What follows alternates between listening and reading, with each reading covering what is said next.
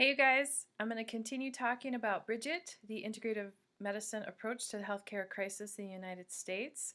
We're talking about health insurance and now the cost of the U.S. healthcare with our chapter, Nobody Puts Baby in the Corner from Dirty Dancing, one of my favorites. Every person in the United States, and frankly the world, should have access to healthcare and wellness. We really feel it's a right. And we are going by our country's wealth, it would be easy to assume it is a right, even though it's not in our Bill of Rights. And it's not like we're not throwing some money at it. On average, other wealthy countries spend half as much per person on healthcare than the United States. According to the Peterson-Kaiser Healthcare System Tracker, as we would expect, wealthy countries like the United States tend to spend more per person on healthcare and related expenses than lower income countries. However, even as a high-income country, the U.S. spends more per person on health care than comparable countries. Health spending per person in the United States was $10,224 in 2017, which was 28% higher than Switzerland, the next highest per capita spender. This same link shows our public spending is higher than other countries, but so is our private spending.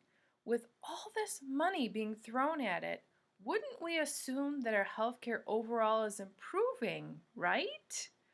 Well, they go on to say, despite some noteworthy exceptions, health outcomes have generally improved in the U.S. over the past 25 years as measured by life expectancy and disease burden.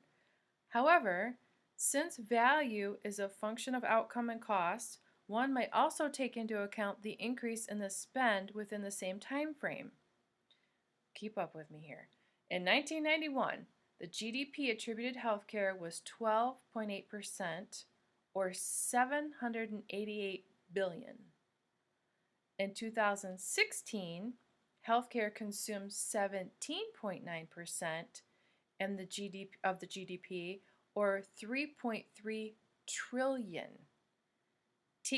Trillion, is the 4% improvement in life expectancy and a 12% reduction in disease burden enough to warrant a 40% increase in our GDP consumption over the past 25 years? What does this portion for our future access and affordability? I mean, this is just going to keep going up and up and up, but we're not getting any healthier? Doesn't make sense to me. What's happening here? At the time of writing this book, 2020, we are getting ready for a presidential election and in the beginning phase of the coronavirus pandemic. The talk about healthcare includes adopting Medicare for all, dismantling the Affordable Health Care Act, and returning to a private insurance, all while promising $50 billion for the National Emergency Fund.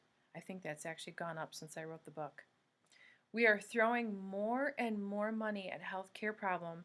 After all, we begin to recover from the coronavirus, the whole system will be damaged. And we're going to have a lot of debt. I know it. Whether you are the doctors, the hospitals, the insurance companies, or the patients, we can all agree something has to change. Thanks, guys. I hope you're agreeing with me so far. I'd love to hear what you think. Please feel free to like what I'm doing, subscribe to the station, write to me, tell me your ideas, but by God, let's do something different.